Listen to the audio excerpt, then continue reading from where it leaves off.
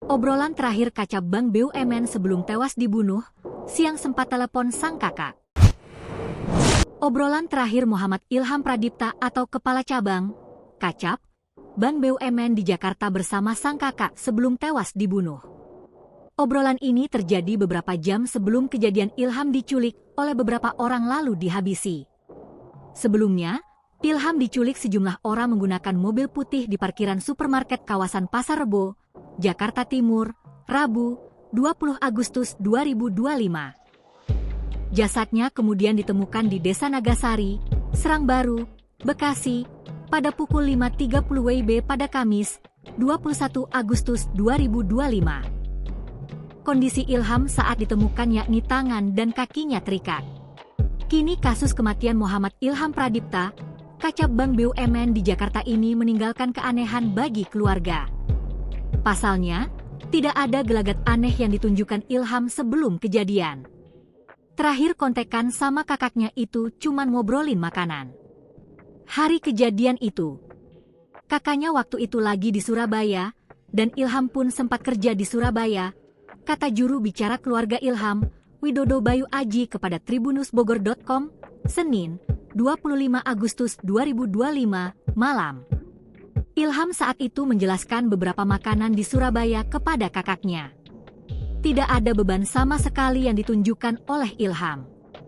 Kalau orang mungkin kalau ada pikiran yang berat itu mungkin dia cerita. Dia jelasin aja biasa gitu, ujarnya. Sang kakak tidak menyangka pada sore hari Ilham diculik dan ditemukan tewas di Bekasi. Makanya kakaknya tidak menduga ada kejadian seperti ini. Beberapa jam siang harinya soalnya masih teleponan sama kakaknya, tandasnya. Di sisi lain, sosok Ilham sendiri ternyata sudah belasan tahun berkarir di Bank BUMN sampai akhirnya diangkat sebagai kepala cabang. Sejak lulus kuliah, ia langsung bekerja di bank dengan posisi marketing. Dia di BRI itu sudah 13-14 tahun kurang lebih.